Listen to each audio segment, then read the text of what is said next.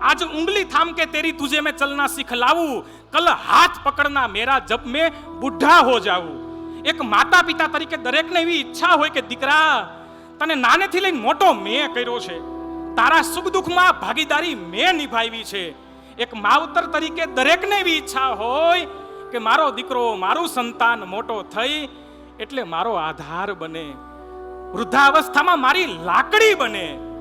એટલા માટે જ અમે આજના દિવસે ગુરુ પૂર્ણિમાના પાવન અવસરે સર્વે સંચાલકોએ સાથે મળીને કે માતા પિતાનું પૂજન કેવી રીતે કરવું. કારણ કે વિદ્યાર્થી પાસે કોઈ પણ વસ્તુ હોય ને, એ તમામ વસ્તુઓ માતા પિતા દ્વારા તો એના સુધી પહોંચતી હોય છે. પણ આજે એક વિશિષ્ટ પ્રકારનું પૂજન હે વાલી મિત્રો તમારું કરવા જઈ રહ્યા છીએ. દીકરો જ્યારે મંદિરે દર્શન માટે જાય ને, દીકરો નાનો હોય એટલે પપ્પાને ખબર હોય કે મંદિરમાં બહુ ભીડ છે, દીકરાને ભગવાનના દર્શન થશે નહીં. એટલે પપ્પા શું કરે? પપ્પા એના દીકરાને ખંભા ઉપર બેસાડે અને પપ્પા એના દીકરાને કે દીકરા, એ ભગવાનના દર્શન કરી લે. પણ એ દીકરો ખંભા ઉપર બેઠો હોય, એ દીકરાને ખબર હોતી નથી કે ભગવાનના ખંભા ઉપર બેસી અને ભગવાનના દર્શન કરું છું, ભગવાનના ખંભા ઉપર બેસી અને ભગવાનના દર્શન કરું છું. આ તો મારા ભગવાન છે, આ તો મારા માવતર છે, તમે જે કયો ઈ આ છે.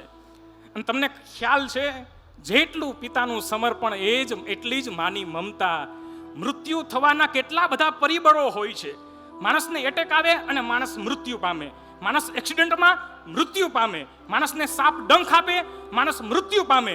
મૃત્યુ પામવાના અનેક પરિબળો છે.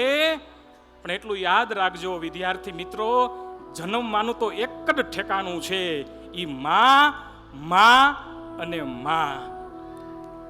આ આંગળી મારી કપાઈને તો લોહીની ધાર નીકળે, લોહીની બૂંદે બૂંદમાં મારી માવડીનું ઉધાર નીકળે.